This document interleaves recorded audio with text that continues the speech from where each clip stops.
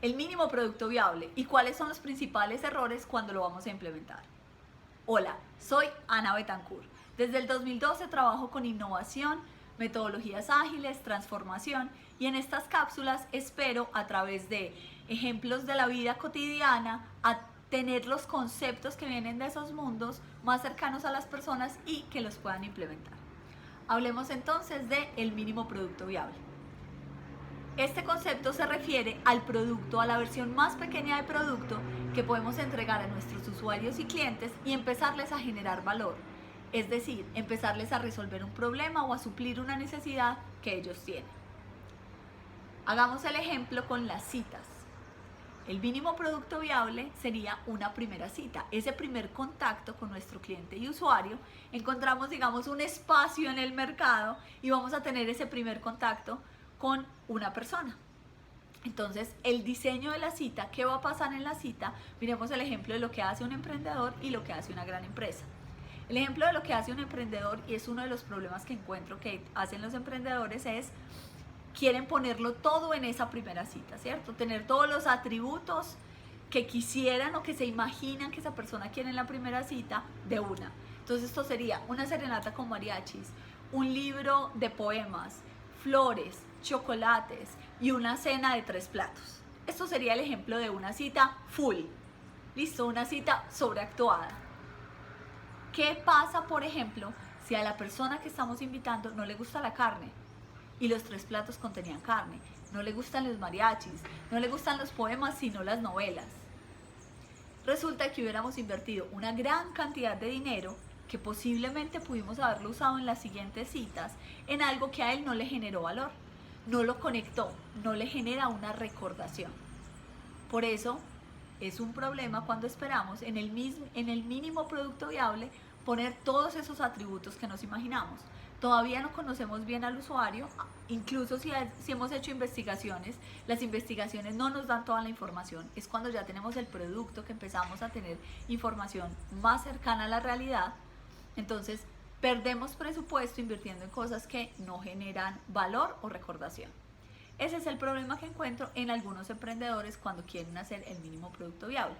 Veamos el otro extremo. Hay muchas empresas, sobre todo las grandes, que tienen su equipo de innovación concentrado en generar un nuevo producto o servicio y empiezan a presionar al equipo para que saquen el mínimo producto viable, porque entienden que mínimo producto viable puede ser barato y rápido. A veces exageran en ese barato y rápido. En el ejemplo de la cita serían como: tengo bajo presupuesto, ya casi es la cita, o quiero que la cita sea pronto, no me voy a poner a hacer un montón de cosas, hago 2 sándwiches, los empaco en el bolso, invito a la persona que nos sentemos en una esquina a comernos el sándwich. ¿Qué pasa? Sí tiene los componentes principales del tipo de cita que esperábamos. Tiene alimentación y también tiene, pues, la conversación o el contenido de la cita.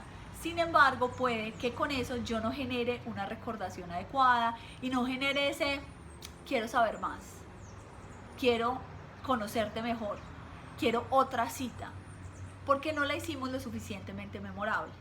Entonces, cuando nos vamos al otro extremo de sacar demasiado sencillo el mínimo producto viable, o al menos sin esos componentes que generan recordación, que son de la marca, que muestra que nosotros suplimos esa necesidad de una manera especial, entonces perdemos la oportunidad de generar ese momento en el que la persona queda enganchada y quiere saber más de nosotros, quiere conocer el próximo producto, quiere conocer el próximo servicio.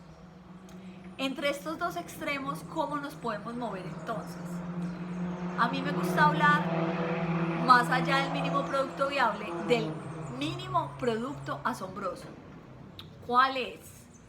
Con el menor esfuerzo posible, no con el menor esfuerzo, con el menor esfuerzo posible, que eso implica con el menor presupuesto posible. ¿Cuál es la versión del producto que podemos sacar que empieza a suplir la necesidad del cliente y del usuario y genera recordación?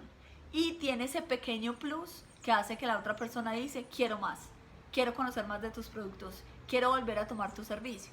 En la cita sería, por ejemplo, validamos que prefieren ambientes calmados y les gusta el café y el chocolate.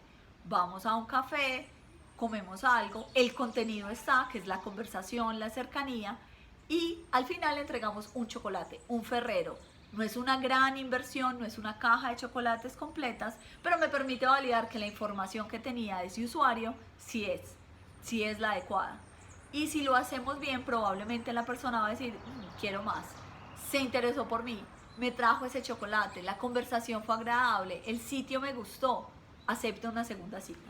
Entonces, ese mínimo producto asombroso es ese que suple la necesidad y tiene algo interesante. Entonces vamos a ver 3 cosas que sí o sí debe tener un mínimo producto asombroso. 1, genera valor, es decir, resuelve el problema o la necesidad. 2, asombra, conecta, genera recordación. Tiene ese algo especial que dice, esta empresa, este producto, este servicio no es como todos los otros. 3, me genera aprendizaje. ¿Aprendizaje en qué sentido? Empiezo a validar que lo que yo pienso que necesita el usuario es real, si es por donde yo estaba diciendo o no, y me permite entonces tomar otro camino. Esas son las 3 cosas que debo tener en cuenta para tener un mínimo producto asombroso y enamorar a mis clientes desde esa primera versión.